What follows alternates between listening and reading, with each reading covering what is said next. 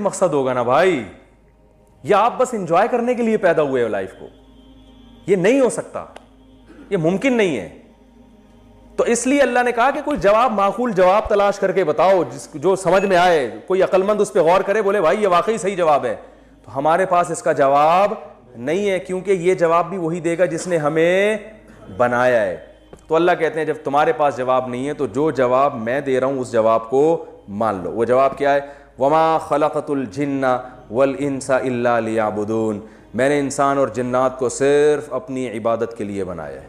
इबादत का मतलब नमाज रोज़ा नहीं है, इबादत का मतलब गुलामी, कि मैं देखना चाहता हूं इम्मा शाकिरन व इम्मा कफूरा, कि ये मेरा बन के ज़िंदगी गुजारता है या मेरी बगावत करके ज़िंदगी गुजारता है। मैं समझा पा रहा हूं अपनी बात? तो अल्लाह ताला ने इंसान को आजमाइश के लिए पैदा किया है कि कौन है जो मेरा खा के मेरा शुक्र अदा करेगा और कौन है जो मेरा खा के मेरी नाफरमानी करेगा। अब अल्लाह का शुक्र अदा करने के लिए ज़रूरी है कि उसके अहकाम पे चला जाए, उसकी नेमतों को उसकी मर्ज़ी के मुताबिक इस्तेमाल किया जाए और उसकी नाफरमानी ना की जाए। तो मर्ज़ी के मुताबिक जब ही चलेंगे ना, हमें पता भी होगा कि वो चाहता क्या है अपने बंदों से।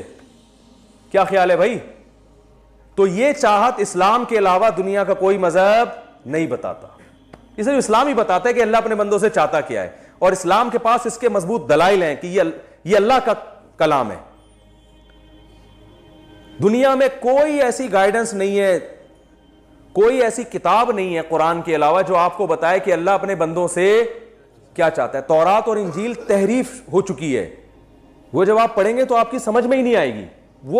वो खुद गैर मुस्लिम मानते हैं, यहूद और नसारा, के ये गाइड नहीं कर सकती हमें। एक गैर मुस्लिम से मेरा मुनाजरा हुआ, मुनाजरा की बहस हुई। वो ईसाइयों के पादरी थे। मैंने उनसे कहा कि अल्लाह हमसे क्या चाहता है, ये अल्लाह के कुछ कवानीन होंगे ना? उन्होंने कहा हाँ। मैंने कहा तो आपके पास वो अल्लाह के कवानीन मौजूद हैं जिनसे पता चले कि ये अलाउड है, ये नॉट अलाउड है, ये हलाल है, ये हराम है? तो हज़रत ईसा के जो कवानीन हैं जो उन पे नाजिल हुए, उसने कहा मौजूद हैं। मैंने कहा बताएं। कह रहे हैं वो कानून ये कि सच बोलो, झूठ ना बोलो, इंसानों की खिदमत करो, जुल्म ना करो। मैंने कहा ये तो अक़वाम मुत्तहिदा भी यही कहती है। इसके लिए भाई तौरात पढ़ने की क्या ज़रूरत है इसके लिए? ये तो मैंने कहा हमारे पड़ोसी भी यही कहते हैं, हालांकि वो तो ईसाई नहीं है। ठीक है ना? ये तो सारी दुनिया में अच्छे लोग ये कहते हैं झूठ ना बोलो। मैंने कहा इस कोई लॉ, कोई कानून? तो वो बहुत आधा घंटा हो गया, वो बेचारों का जवाब नहीं आया। मैंने कहा, वो कह रहे हैं आप पूछना क्या चाहते हैं? मैंने कहा चले मैं आपसे वन बाय वन करके ना मसाइल पूछता हूं। मैंने कहा पहली बात, मैंने कहा अल्लाह की इबादत का क्या तरीका है? अल्लाह पहले तो ये चाहता है कि मेरे बंदे मेरी इबादत करें। उसने कहा चाहता है। मैंने कहा उसका तरीका क्या है? वो तरीका इनके पास मौजूद नहीं है। नमाज कैसे पढ़नी है? हमें तो इस्लाम ने बताया कि भाई 5 टाइम मस्जिद में हाजिरी देनी है, ये वुजू का तरीका है। इस तरह से आके हाथ बांध के खड़े होना है, सूरह फातिहा पढ़नी है, सूरत मिलानी है, फिर रुकू करना है, रुकू में ये पढ़ना है, कौमे में ये पढ़ना है, सजदे में ये पढ़ना है। 1 रकत रह गई तो उसकी ये सज़ा है, 1 रकत इजाफी पढ़ ली तो उसकी ये सज़ा, क़याम में तिलावत की जगह तैयात पढ़ ली तो ये सज़ा है। सही है ना? सज़ा क्या है? सद्दा साहब। वो सद्दा साहब का तरीका क्या है वो भी बता दिया। नमाज के दौरान वुजू टूट गया तो ये करना है, ठीक है ना? वुजू के बगैर नमाज पढ़ ली तो ये करना है। ये तो 5 टाइम। फिर उस नमाज के लिए बुलाने का क्या तरीका ये भी बता दिया। सफ बनाने का क्या तरीका बता दिया। एक इमाम आगे खड़ा होगा, जमात की नमाज कैसे होती है, इनफिरादी कैसे होती है, सारी चीजें मैंने कहा हमारे पास हवालों के साथ मौजूद हैं। मैंने कहा फिर जो हज का तरीका है, जिंदगी में 1 दफा करना है, कितनी दफा करना है ये भी बता दिया, कैसे करना ये भी बता दिया। फिर अल्लाह ने यह भी कहा कि मैं एक खास तरीका इबादत उससे भी खुश होता हूं, मेरी खातिर भूखे भी रहा करो। किस महीने में रहना है ये भी बता दिया। कौन से मुफ्ती साहब ऐलान करेंगे तो कल चांद होगा ये भी बता दिया। समझ में आ रही है ना बात? मेरी हुकूमत को उलिल अमरी मिनकुम, हुकूमत के ऐलान को फॉलो करो। वो हम नहीं कर रहे तो फिर 2-2, 3-3, 4-4, 8-8 ईदें हो रही हैं। लेकिन अल्लाह ने बता दिया कि अतीउल्लाह व अतीउर रसूल व उलिल अमरी मिनकुम, हुकूमत जो फैसला करे उसको मानो। तो हर चीज मैंने कहा हमें तो भाई बताई जा रही है, हमें तो बताई जा रही है। वुजू करने का तरीका क्या है, दांत कितनी दफा साफ करने हैं, इस्तिंजा कैसे करना है, पाकी की डेफिनेशन क्या है, तहारत क्या है। सुबह उठ के नबी ने यहां तक बताया सुबह जब उठो तो डायरेक्ट पानी में हाथ मत डालो। ला यगमिसन्ना यदहु फिल इनाई हत्ता यगसिलहु सलासन, फरमाया जब तुम सुबह उठो तो डायरेक्ट पानी में हाथ मत डालो। फइन्नहु ला यदरी ऐना बातत यदुहु, तुम्हें नहीं पता तुम्हारे हाथ ने रात कहां गुजारी है, तो नापाक भी हो सकता है। तो पहले 3 दफा धो लो, यानी पूरा सुबह से लेकर रात तक एक एक अमल बताया है। मैंने कहा ये तो सिर्फ इबादत का एक निजाम है जिस पे तकरीर के लिए 6 महीने चाहिए कम से कम। फिर मुआमलात, खरीदो फरोख्त कैसे करनी है, उसमें इस्लाम ने बताया किमार ना हो, जुआ ना हो, सूद ना हो, गरर ना हो।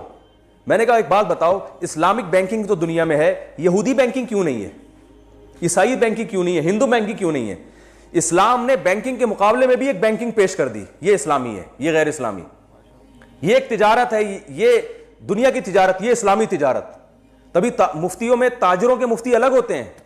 जामे तो रशीद में जो तिजारत में मुफ्ती बनते हैं ना, उनका सिलेबस ही बिल्कुल अलग है, वो बिल्कुल अलग स्टाइल में पढ़ते हैं, वो सिर्फ तिजारत के मसाइल बताते हैं। यानी इसमें जो मुख्तलिफ शोबों में पीएचडी हो रहा है, पीएचडी करवाई जा रही है।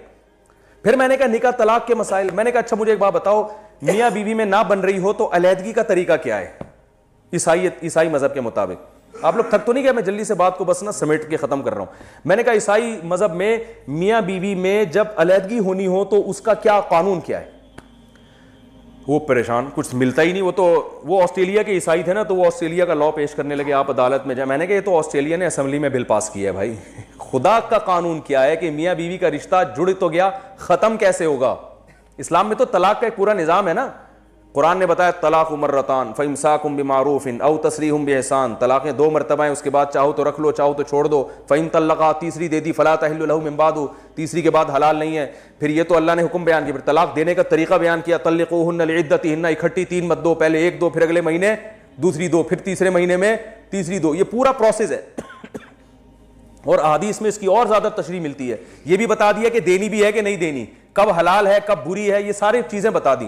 तलाक देने के बाद अहकाम क्या है, महर कितना देना पड़ेगा, रुखसती से पहले तलाक दे दी तो आधा महर, अल्लाह कुरान में फरमाते हैं कि रुखसती से पहले तलाक दे दी तो आधा महर देना पड़ेगा, रुखसती के बाद तलाक दे दी तो पूरा महर देना पड़ेगा।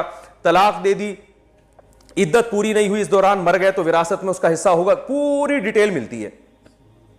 मैंने उनसे बोला भाई ये बताओ कि सिर्फ मुझे ये डिटेल नहीं चाहिए।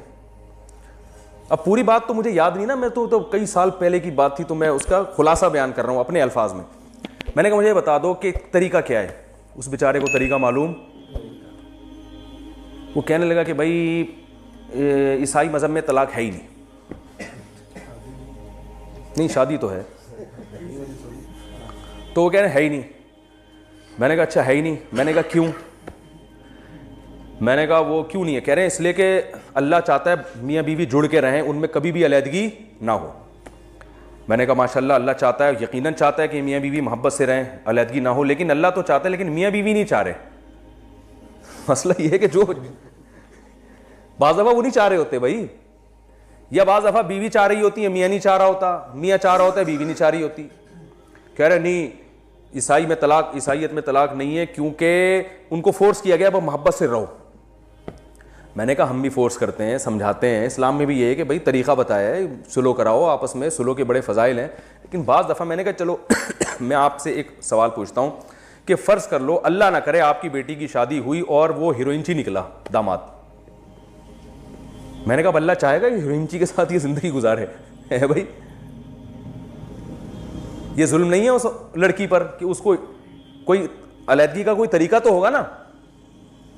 या वो बेतहाशा मारता पीटता है, सिगरेट से जलाता है। कह रहे नहीं ईसाइयत में तलाक नहीं है क्योंकि फिर हम जो है ना, क्योंकि वो औरत अपने अखलाक से उसको सुधार दे। वो अपने अखलाक से क्या करेगी? अपने शौहर को। तो मैंने कहा यार अगर आप पे अल्लाह न करे ये गुजरी हो तो फिर उसके बाद भी आपका यही तबसरा होगा है? क्या सारी दुनिया अखलाक से सुधर जाती है? अगर अखलाक में इतनी जान होती तो दुनिया में जितने ममालिक हैं वो पुलिस उनके पास होती, वो एक अखलाक सेंटर खोल लेते।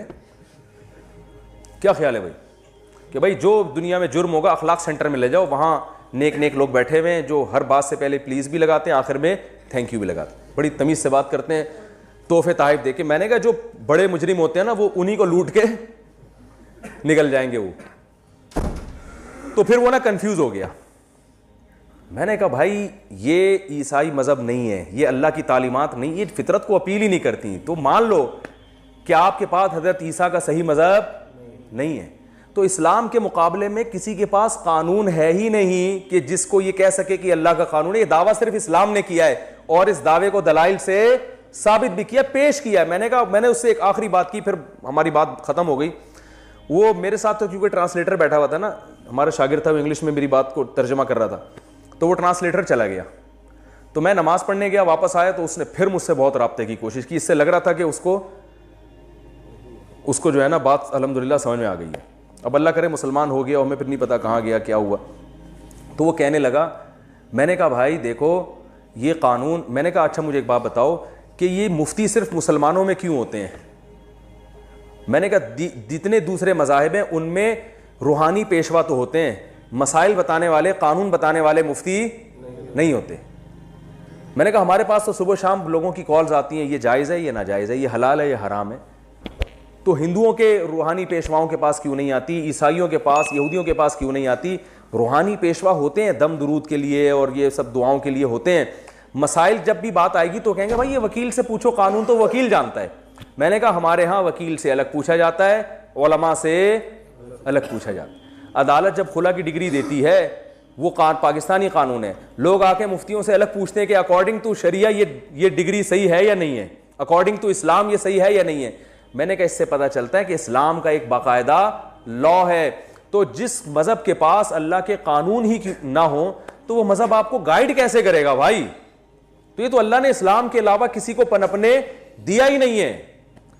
तो हमें जो पैदा किया है ये देखने के लिए कि आप उस इस्लाम के कानून को फॉलो करते हो या नहीं करते।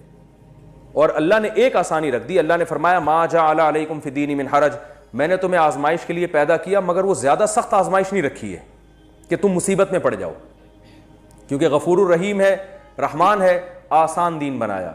अल्लाह ये भी कर सकते थे कि दिन में 25 नमाजें पढ़ो, तो अल्लाह ने 5 नमाजें रख दी, और वो भी कितने फासले पर है भाई, 20 मिनट लगते हैं एक नमाज में, और उसमें भी हमारा फायदा है। अल्लाह ये भी कर सकते कि साल में 6 महीने रोजे रखो, अल्लाह ने कहा पूरे साल में सिर्फ 1 महीना, और वो 1 महीना भी अल्लाह कह सकते थे कि 22 घंटे का रखो।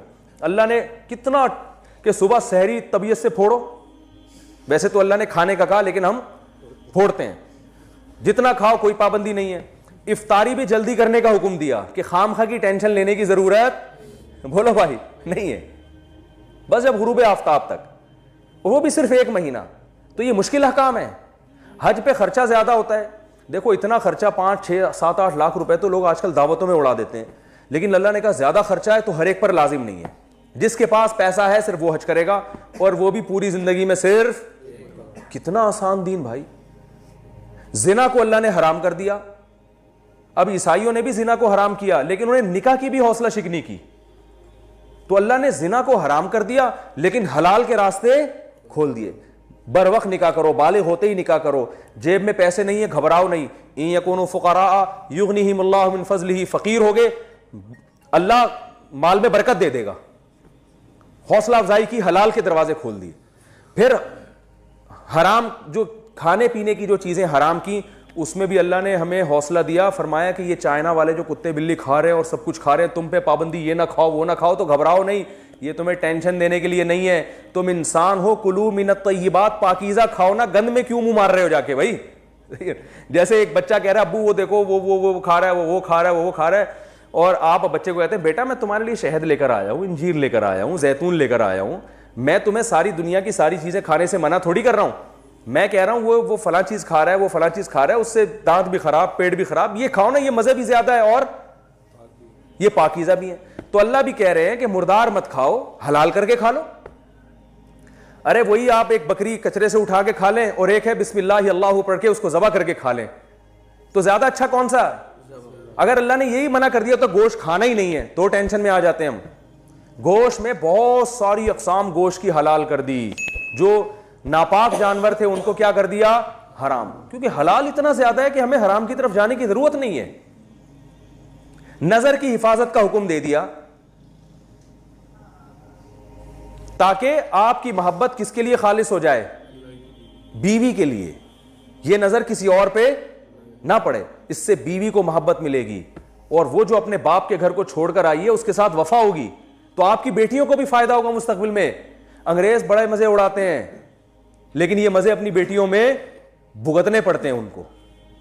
यही वजह है कि अब बेटियां पैदा करना ही छोड़ दी, औलाद पैदा करना छोड़ दी उन्होंने। यार छोड़ो, इस टेंशन में कौन पड़े। जिसका नतीजा क्या निकला, एक और मुसीबत, कि बुढ़ापे में तन्हाई दूर करने वाला कोई नहीं होता। आप जाओ, आपको जापान में मिलेंगी ऐसी वेबसाइट्स, बूढ़े आदमी के लिए रेंट आ बंदा। हमारे यहां तो रेंट आ कार होती है ना। अरे किसी बूढ़े को देखा किराए पे बंदा बुला के कह रहा हूं मुझसे बात करो। हमारे यहां तो जो पोते नवासे बहुएं दामाद इतने माशाल्लाह बुढ़ापे में होते हैं कि तन्हाई अल्हम्दुलिल्लाह नहीं होती। तो वहां क्या है कि वो रेंटे बंदा है बाकायदा। वो आप देख लें, सर्च कर लें नेट पे जाके, तन्हाई दूर करने 1 घंटे के लिए बंदा बुलाया जाता है किराए पर कि यार कोई ना बेटा है, ना जब बेटा ही नहीं है तो बहू कहां से होगी, पोते नहीं है, नवासे नहीं है। बुढ़ापे में वो साइंसदान भी पागल और डिप्रेशन वाली जिंदगी गुजार रहा होता है, कोई उसको लिफ्ट कराने के लिए तैयार नहीं होता। तो ये तबाही वाली जिंदगी है भाई जिसकी तरफ हम जा रहे हैं। तो इस्लाम अल्लाह की बहुत बड़ी नेमत है। तो रोज़ाना 5 मिनट निकाल के ना, देखें ये बयान तो होगा, ये तो असरात ख़त्म हो जाते हैं। 5 मिनट रोज़ाना ना अपनी डायरी में नोट कर लें, मैं ये गौर करूँगा मैं आया क्यों, तो क्या मैं उस मकसद को सामने रख के ज़िंदगी गुजार रहा हूँ या नहीं गुजार रहा। अगर नहीं गुजार रहा तो ये मोहलत हमेशा नहीं मिलेगी, एक दिन आँख बंद होने वाली है, उसके बाद दोबारा संभलने का मौका नहीं मिलेगा। अल्लाह ने फरमाया कल्ला इन्नहा कलिमतुन हुवा क़ाइलुहा, तुम्हारी ज़बान से निकला हुआ एक कलिमा होगा मौत के वक्त कि अल्लाह मोहलत दे दे। इस कलिमे की हैसियत इससे ज़्यादा नहीं है कि हवा में तहलील होकर ख़त्म हो गया, मोहलत नहीं मिलेगी दोबारा। अभी बहुत मोहलत मिली हुई है। कोई 40 साल में अल्लाह की तरफ आना चाहे, 50 साल बाद आना चाहे, 99 साल बाद भी आना चाहे तो अल्लाह बुला लेंगे, लेकिन मौत के वक्त अल्लाह नहीं, अल्लाह तौबा कबूल नहीं करते। अल्लाह ताला से दुआ है कि अल्लाह ताला जो बातें मैंने कही उनमें कमी कोताही मुआफ़ फरमाए और अपनी मकसद हयात को पहचान कर उसको सामने रख के ज़िंदगी गुजारने की तौफ़ीक़ अता फरमाए। तो ये मुसाफिर खाना है, ये आजमाइश की जगह है। इसके बाद एक और जहान आएगा, जो अच्छा करेगा वहाँ उसको अच्छा बदला मिलेगा, जो बुरा करेगा वहाँ उसको सज़ा मिलेगी।